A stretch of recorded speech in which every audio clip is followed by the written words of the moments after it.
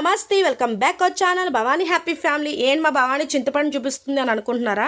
So ఇవాళ మీకు ఒక చిన్న టిప్ చెప్తాను. సో చింతపండు మనం బల్క్గా తీసుకుంటాం కదండి, ఇప్పుడు అంత సీజన్ అదే కదా, చింతపండు మామిడికాయలు అలాగా. సో చింతపండు మనం బల్క్గా తీసుకున్నప్పుడు సో ఇలాగ ఈ ఈనెలు ఉంటాయి కదండి, తొడుములు కట్టని, సో వీటిని తీసేసి చాలామంది పాడేస్తారు. అలా అయితే చెయ్యొద్దనమాట. సో శుభ్రంగా వీటిని మనం ఇట్లా ఆ ఈనెలు కట్టన్ని తీసేసి ఇలా క్లీన్ చేసుకుంటాం కదండి పండు అయితే. సో అలా క్లీన్ చేసుకున్న తర్వాత క్లీన్ చేసిన తర్వాత ఈ ఈనెల్ని కట్ట ఏం చేస్తారంటే, నేను ఆల్రెడీ పిండేసాను, సో అందుకే మీకు చూపించలేకపోతున్నాను. తర్వాత మీకు ఇంకా చింతపండు ఉంది కాబట్టి ఆ పిండి ఎలా పిండుకోవాలి ఏంటో కూడా మీకు చూపిస్తాను.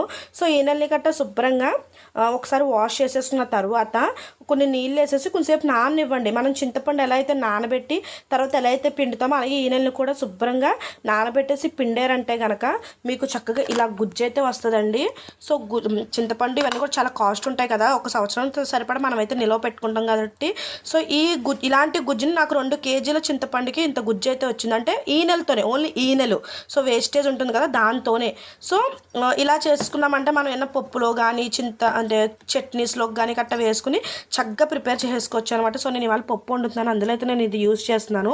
సో ఫస్ట్ అయితే ఇది వాడేసుకున్న తర్వాత చింతపండు మనం వాళ్ళు చేసిన కట్ట చింతపండు నిలో పెట్టుకుంటాం కదా, అదైతే తర్వాత వాడుకోవచ్చు. ఈ టెక్నిక్ అయితే నచ్చినట్లయితే అందరూ లైక్ చేయండి, షేర్ చేయండి, కామెంట్ చేయండి. ఒకవేళ ఆల్రెడీ ఈ టిప్ మేము చేసామంటే కనుక కంపల్సరీ కామెంట్ బాక్స్లో తెలియచేయండి. Bye bye.